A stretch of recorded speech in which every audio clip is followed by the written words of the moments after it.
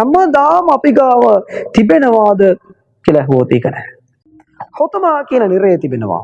මේට ඒ ගින්නට අල්ලාහ් නාරුල්ලාහ් අල්ලාහ් තාලාගේ මේ හදවත තුල අපිට තියෙන බ්‍රේන් එක පූර්ණයෙන්ම ගින්නෙන් වැහිලා.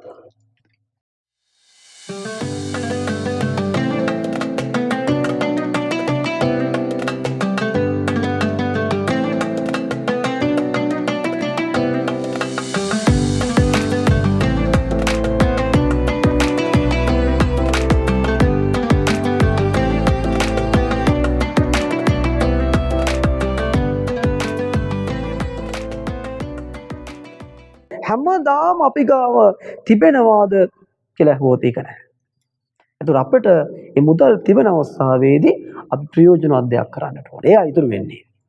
අපි තවත් කෙනෙක් උදව් කරලා තිබුණොත්, තවත් සහෝදරයෙක් උදව් කරලා තිබ්බොත්, එතනින් ආදරය හා සෙනහස ඒ උදව් කරන උපකාරී වන ආකාරයෙන් අපි ක්‍රියා කරලා තිබ්බොත්, ඒ තමයි සදාකාලික වෙන්නේ. අපි පින් කරලා තිබ්බොත්, අපි සදකා දීලා තිබ්බොත්, තවත් කෙනෙක් තමන්ගේ මුදල් වලින් පරිත්‍යාග කරලා තිබ්බොත්, ඒ තමයි සදාකාලික වෙන්නේ. මේ ලෝකේ සදාකාලිකයි. අපිට නැති වෙනකොට, අපිට යම් ආකාරයක පාඩුවක් ඇති වෙනකොට ඒ අය අපිට උදව් කරයි. අල්ලාහ් තාලාගේ මාර්ගය, අල්ලාහ් තාලා ඒ අය මාර්ගයෙන් අපිට උදව් කරයි. ඒ වගේම අපිට ආඛිරා දිනේදී, පරමාන්ත දිනේදී ඒ මුදල් වලින් අපි කරපු සදකා, අපි වියදම් කරපු දේවල් අපට නැවත ලැබෙයි. ඒ ස්වර්ගයේ අපිට ලැබෙන ප්‍රතිඵලයක් වේ. මෙතරදී අල්ලාහ් තාලා සඳහන් කරන්නේ මේ අය විරුද්ධව කියන්නේ, ඒ කියන්නේ විනාශයත් වෙන කවුද? මුදල් එකතු කරලා තියලා ගණන් කරලා බලනවා මේක තමයි සදාකාලිකයි කියලා හිතන අයට විනාශය තමයි අත් වෙන්නේ. ඔවුන්ට පරමාන්ත දිනේදී විනාශය තමයි. ඊළඟ මේ ආයත් එකේ මේ සූරාවේ අල්ලාහ් තාලා ඔවුන්ට පරමාන්ත දිනේදී ලැබෙන දඩුවම් පිළිබඳ කතා කරනවා. කල්ලා ලයින් බදන්න ෆිල් හුතමා වමා අද්රාක මල් හුතමා නාරුල්ලාහිල් මුකදා. හුතමා කියන නිරය තිබෙනවා. ඒ හුතමා කියන නිරය ඔවුන් වෙනුවෙන්ම සකසලා තියෙනවා. ඒ කියන්නේ තවත් පුද්ගලයෙක් පිළිබඳව පොදුබ කතා කරන, තවත් පුද්ගලයෙක් ඉංගියකින් පහත් මට්ටම තල්ලු කරන, ඒ වගේම මුදල් එකතු කරගෙන තමන් තියෙන ඒ මුදල තමන්ට විතරක් තියාගෙන අනුන්ට දෙන්නේ නැතුව ඉන්න කට්ටියට, ඒ ගුණාංග ඇති පුද්ගලයන්ට හොතමා කියන නිරයක් අල්ලාහ් තාලා සකසලා තියෙනවා. ඒ නිරය කොහොමද කියලා වර්ණනා කරනවා. මම ඉතා කෙටියෙන් එක පැහැදිලි කරන්නම්. නාරුල්ලාහි මුකදා. මේ නිරයට ඒ ගින්නට අල්ලාහ් නාරුල්ලාහ් අල්ලාහ් තාලාගේ ගින්න යනුවෙන් සඳහන් කරනවා. අල්ලාහගේ ගින්න. ඒතර මෙතනදී දැටි අවදානමක් තියෙනවා. අල්ලාහ් තාලා අපිට ආදරය කරනකොට ඉතාමත් ඉහළින් ආදරය කරනවා. අල්ලාහ් තාලා අපි ලබා දුන් දෙයට අපි හරියට මේ ලෝකේ ජීවත් වුනේ නැත්නම් එවැනි ආකාර දඩුවමක් අපිට ලැබේ. ඒ ගින්න, ඒ නිරය කොහොමද? අල්ලදී තත්තර වල ලෆ්යිදා. අපේ හදවත් පිච්චෙන තරමට, හදවත් තුලට මේ ගින්නේ රස්නේ දැනෙන තරමටම ඒ ගින්නේ රස්නේ තියෙන්නේ. ඒකේ අර්ථය මොකක්ද? මෙතන සම්බන්ධයක් තියෙනවා. මේ පෙර කතා කරපු ක්‍රියාවල්, මේ හොමසා, ලොමසා, මුදල්, තණ්හාවෙන් එකතු කරන හැම එකටම හේතුව හදවත. හදවත තමයි මේ වැරද්දට හේතුව. මේ වැරදි සියල්ල කරන්න හේතුව. එතකොට ඒ හදවතට අල්ලාහ් තාලා ආඛිරා දිනේදී පරමාන්ත දිනේ දඩුවම් දෙනවා කියලා සඳහන් කරනවා. ඒ හදවත දැනේ අෆීදා කියලා කියන එක සම්බන්ධව පොඩි විස්තරයක් තියෙනවා. දැන් මේ හදවතට අෆීදා කියන වචනයක් භාවිතා කරලා තියෙනවා. නවීන විද්වතුන්, විශේෂයෙන්ම විද්‍යාව, සයන්ස් එක දැන් කතා කරන ප්‍රධාන කාරණාවක් තමයි මේ අෆීදා කියන දේ. ඒ කියන්නේ හදවතට අරාබියෙන් කල්බ් කියලා කියනවා. ඒ කල්බ් එකට කුර්ආන් එක තුල අෆීදා කියලා සඳහන් කරනවා. මේ අෆීදා කියන එක මේ හදවත තුල අපිට තියෙන බ්‍රේන් එකක් සම්බන්ධ. ඒ අපි තීරණය ගැනීමට යම් ආකාරණය යම් දෙයක් තීරණය කර ගැනීමට, යම් දෙයක් තීරණය ගැනීමට ඒ අෆීදා එක තමයි ඉවහල් වෙන්නේ කියන සඳහන් වෙනවා. එතකොට ඒ අෆීදා එක නරක වෙන්න හොඳ නැහැ.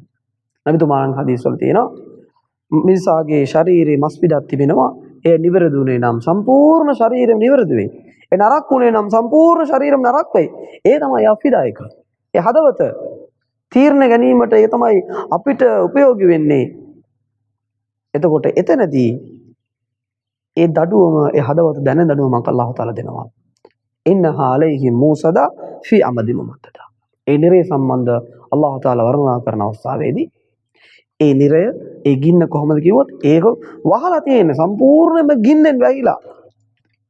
කොහාටද යන්න බෑ, දුවන්න බෑ. මුමද්දදා ගැට ගහලා තියෙන්නේ, චයින් එකක් දාලා තියෙන්නේ, අපේ ගැට ගහලා තියෙන්නේ. අපිට ඒ ගින්නෙන් බේරිලා දුවන්න බෑ, යන්න බෑ. මදාබර සහෝදරනි. ඇයි අල්ලාහ් තාලා ඔවුන්ට මෙවැනි දඩුවමක් දෙනවා කියලා කියන්නේ? මෙහිදී පැහැදිලි වෙන කාරණාව තමයි. දැන් මෙතනදී කතා කරපු ඒ ගුණාංග ඊතරම් දුරට වැදගත් වෙනවා. ඒ දේවල් අපගේ ජීවිතෙන් ඈත් කරන්න ඕන කියන කාරණාව. අපි කෙනෙක්ව විශේෂයෙන්ම මෙතන කතා කරන සම්මදියම්ම හුකුකුල් අල්ලාහ් තාලාත් එක්ක සම්බන්ධයි, හුකුකුල් ඉබාද් මිනිසා එක්ක සම්බන්ධයි.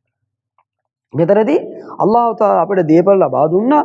ඒ දීපල වෙනුවෙන් අපි විඳන් කරන්න ඕන, උදව් කරන්න ඕන කියන එක මහා අල්ලාහ්ගේ විශ්වාසයත් එක්ක සම්බන්ධයි. ඒ වගේම මාගේ දීපල මම උදව් කිරීම කියන එක මිනිසා එක්ක සම්බන්ධයි. මිනිසාටම උදව් කරන එක, මිනිසාට ඒ දේෙන් මම යම් ආකාරයෙන් උදව් කිරීම කියන එක සම්බන්ධ වෙනවා.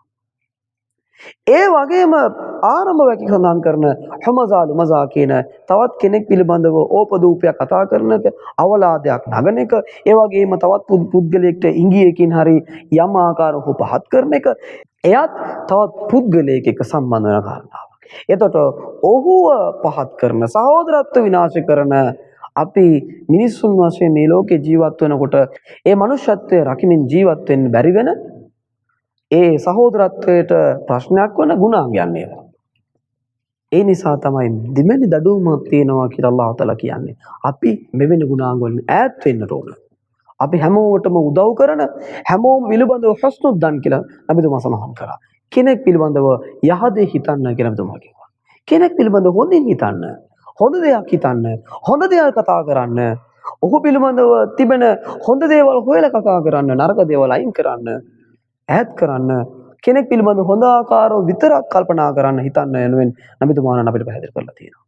එතකොට මෙම ගුණාංගයන් මේ රමදානය තුල, මෙම අවුරුද්දේ මාගේ රමදානය තුල මේ ගුණාංගයන් මා තුල තිබෙන පුද්ගලයෙක් බවට මම පත් වෙන්නට ඕන. රමදානෙන් පසුව අද දිනෙන් පසුව මම තෞබා කරන්නට ඕන. විශේෂයෙන්ම පාප සමාවිත ප්‍රධාන දෙයක් තමයි මෙතන සඳහන් වන දේවල්, හමසා ලුමසා වගේ දේවල්, තවත් පුද්ගලයෙක් හා සම්බන්ධ දේවල් අප තවත් පුද්ගලයෙකුගේ මනස හිත රිද්දලා තියෙනවා නම් ඔහුගෙන් සමාව ගන්නට ඕන. සමාව අරන් අපි මෙතනින් මින් ඉදිරියට මෙවැනි ගුණාංග නැති පුද්ගලයන් බවට, ඊට වඩා හොඳ පුරුදු තියෙන පුද්ගලයන් බවට පත් වෙන්න ඕන කියන එක තමයි මෙම කුර්ආන අපගෙන් බලාපොරොත්තු වෙන්නේ. අපිත් මේ රමදානය තුලින් එවැනි ස්ථීර තීරණයක් ගමු. අල්ලාහ් තාලා අපි සියලු දෙනාටම බරකත් කරන්න ඕන, ඉස්තිග්ෆාර් කරන්න ඕන, පව් සමාව ලබා දෙන්න ඕන. රමදානින් පසුවත් යහ ක්‍රියාවන් කරන පුද්ගලයන් බවට පත් කරන්න ඕන කියන දුආ ප්‍රාර්ථනාව කරගන්නවා. තවත් වීඩියෝකින්, තවත් ආකාරයෙන් කුර්ආන් වාක්‍යයකින් එහි තියෙන අදහසකින් අපි හමු වෙමු. අස්සලාමු අලයිකුම් වරහ්මතුල්ලාහි වබරකාතුහු.